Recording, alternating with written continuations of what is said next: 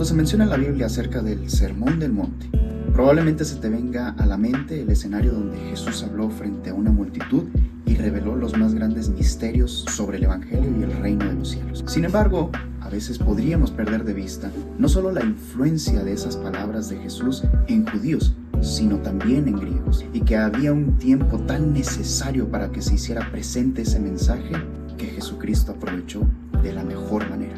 Soy David Uribe y esto es Un Poco de Pan.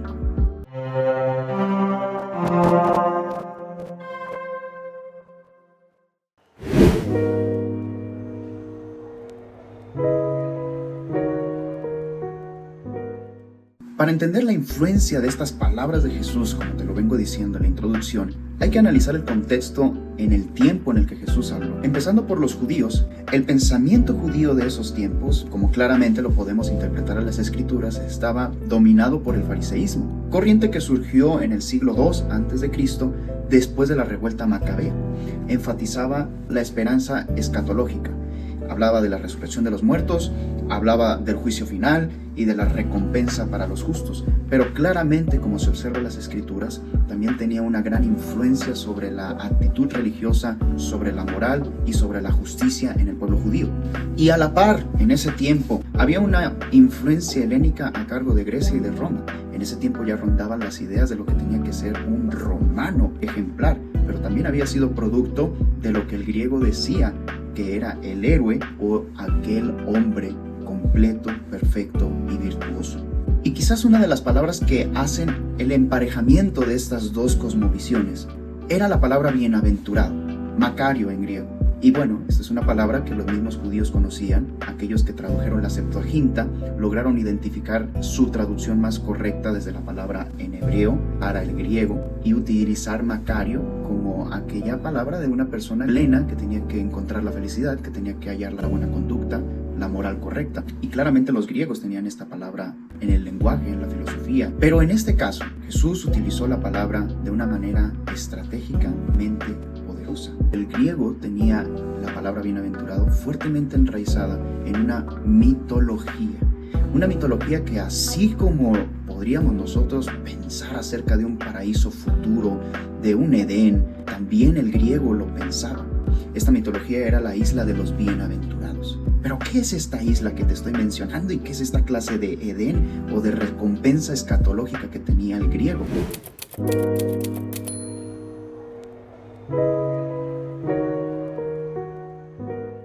El mito de la isla de los bienaventurados surge con Hesíodo, por ahí del 750 a.C. Es un poeta épico que fue de gran influencia en la antigua Grecia.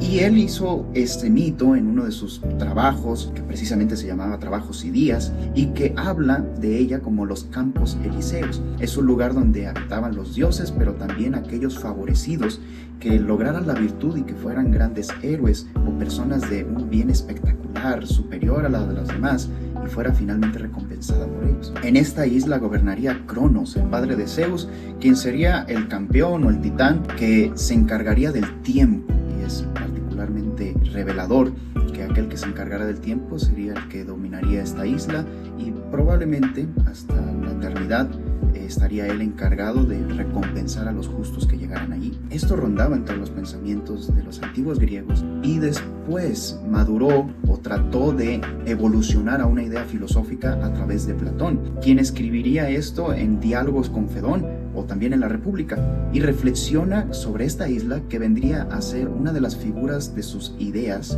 de ese mundo de ideas, donde se hablaría del alma justa como una recompensa por haber llegado a la armonía con las ideas puras, con las ideas perfectas, con las ideas del verdadero bien. Y estos dos mundos filosóficos y mitológicos se unirían en el griego para, después de todo, tener una esperanza para el más allá y acceder a una vida superior o eternamente buena con intentar vivir del mejor modo en este mundo. Así que a través del concepto bienaventurados, nosotros podemos observar una armonía, curiosa armonía, entre judíos y griegos, entre fariseos y filósofos, o bien aquellos que simplemente quisieran acceder a la justicia y a la verdad en cada nación. La armonía de ellos radicaba en la necesidad humana de acceder aún más allá, de darle sentido a la vida. El bienaventurado era la persona que iba a lograr el mérito, la recompensa la vida futura en completa plenitud eterna.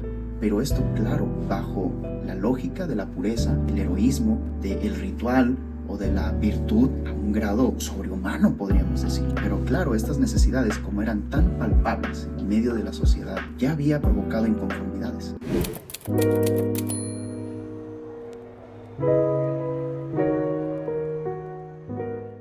Por parte de los griegos o grecorromanos, había dos escuelas que de hecho son con las que dialoga Pablo en Atenas. Unos eran los epicúreos y otros eran los estoicos. Y para darte un poco de contexto, los epicúreos son fundados por Epicuro por ahí del 341 a.C. y defendían el placer moderado.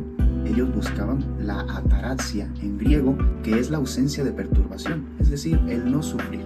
Ellos buscaban el fin de la vida con placeres moderados y rechazaban el miedo a los dioses y a la muerte. Ellos buscaban vivir el aquí y el ahora, no con recompensas desmedidas ni con una vida de perfección a la que claramente se habían resignado a que no accederían. Por otra parte, tenemos a los estoicos. Fue una escuela fundada por Zenón de Cito por ahí del 334 a.C. y enseñaban la virtud por encima de todo. Podría decirse que era un extremo opuesto.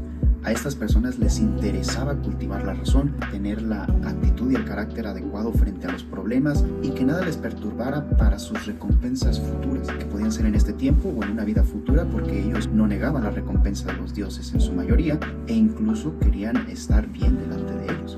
Los estoicos entonces eran una respuesta a la necesidad también, de una manera diferente totalmente a los epicúreos, pero al final una propuesta de debate.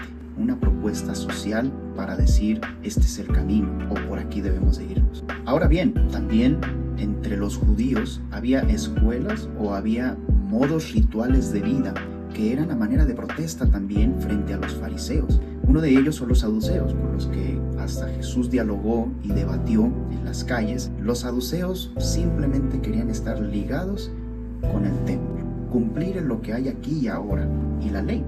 Negaba la resurrección y la existencia de los ángeles por lo mismo, y de aquí se deriva una de las preguntas que le hacen a Jesús, y su teología era completamente templista, y lo que la ley marcaba para este tiempo.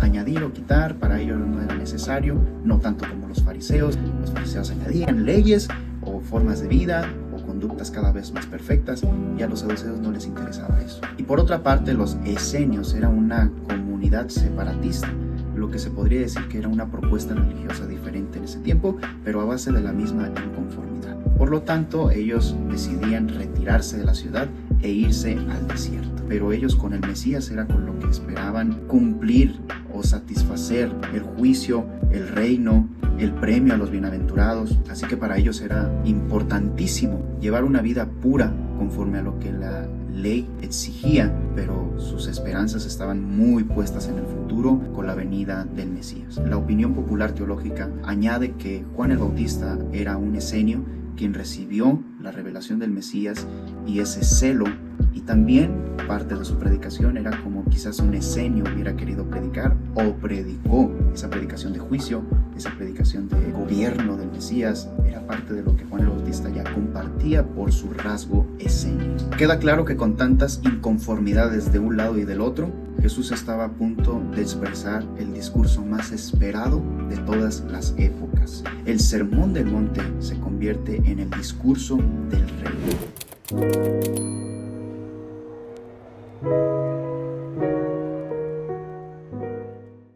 Y él comienza a señalar a los verdaderos bienaventurados, que no son ni los héroes, ni los sabios, ni los poderosos, sino los pobres en espíritu, los mansos, los que lloran y los misericordiosos, incluso así llegando hasta los perseguidos. Las bienaventuranzas se convierten en el concepto clave y en los personajes que manifiestan el reino de los cielos. Bien, este también es el manifiesto del reino de los cielos. El rey habla un discurso y al mismo tiempo es el filósofo. Al grado intelectual rompe cualquier estructura y propone una nueva manera de observar las bienaventuranzas y la conducta de un ciudadano del reino de los cielos, y cambia completamente la idea humana.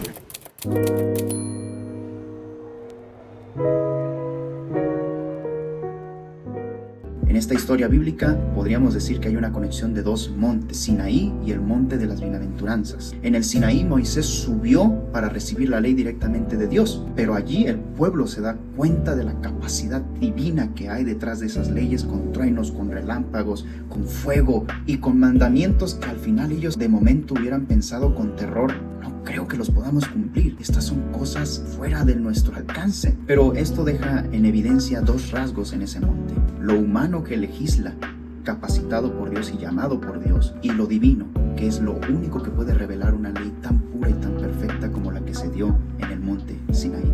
Mientras que la ley mosaica señalaba la justicia que se debía alcanzar y que jamás podía ser alcanzada, y que fracasó el pueblo de Israel y cualquier cantidad de escuelas y de propuestas religiosas que nacieron en el pueblo, Jesús muestra cómo esa justicia se cumple y se encarna en él, el verdadero hombre y verdadero Dios manifestado en medio de nosotros. De la piedra del Sinaí pasamos a la gracia del monte de Galilea.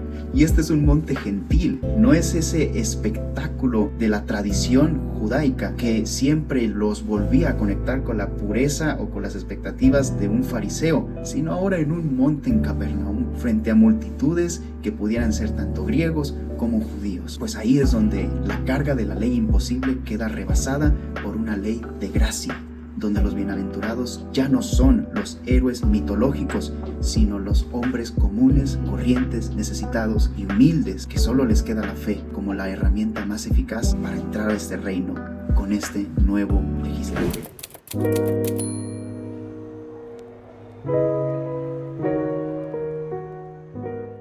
La respuesta de la multitud al final del Sermón del Monte es decir: este hombre habla como autoridad, no como fariseos y no como escribas. También el griego pudo haber dicho: este hombre sí habla como autoridad, no como el filósofo y no como cuentacuentos o el mitólogo. Y es porque Jesús encarna el verdadero bienaventurado. Además de ser rey y además de ser legislador, es el único y perfecto bienaventurado. En él convergen los ideales del griego y del judío: el perfecto héroe, la virtud del filósofo, la santidad del justo, el que nos lleva más allá, el que une a la humanidad, el que nos lleva a la humildad y al sacrificio. Todo lo que parecía ser contradictorio y lo que ambas culturas parecían no poder reconciliar unas de otras, Jesucristo lo llenó para dar acceso a un nuevo camino en él.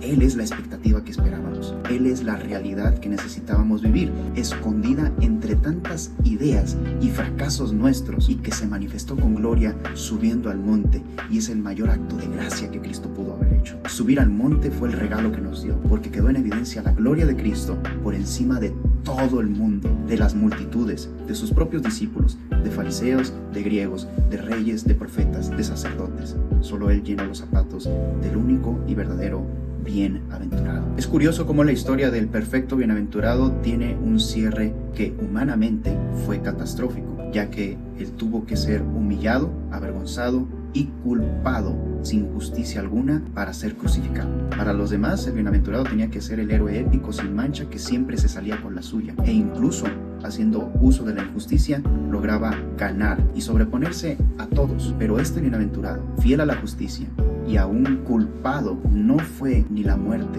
capaz de detenerlo, y era necesario que fuera a través del sacrificio, para que así nosotros, tratando de asesinar al único verdadero bienaventurado, y Satanás y el pecado, todos los enemigos que tuvieran esta figura, quedáramos en vergüenza cuando él, exaltado y resucitado, se coronara finalmente como Rey y Señor, aplastando a todos sus enemigos debajo de sus pies. Si eso no es ser el héroe épico que las historias siempre han tratado de imaginar y de inventar en todas las culturas, no sé qué sea.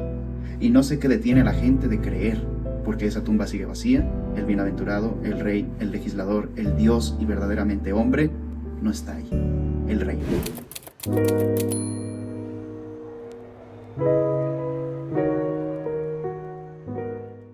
La culminación del Sermón del Monte no solo quedó escrito en el Evangelio de Mateo, y no solamente fue un evento que fue dado en aquel monte en Galilea frente a multitudes, sino que sigue vivo, y la apertura de ese reino de manera victoriosa hasta el fin de los tiempos y después de allí por la eternidad fue dada en otro lugar que Jesucristo señaló una vez que resucitó.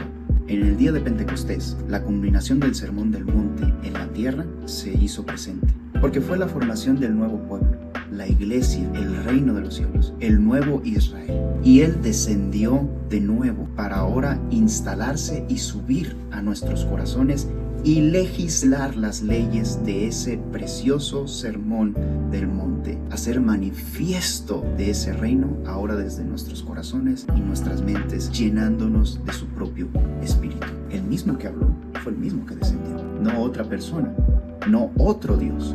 El mismo que solamente podía legislar desde el Antiguo hasta el Nuevo Testamento, también lo hizo en el Espíritu en aquel gran día de Pentecostés. El día de Pentecostés inaugura la marcha de Dios con su pueblo.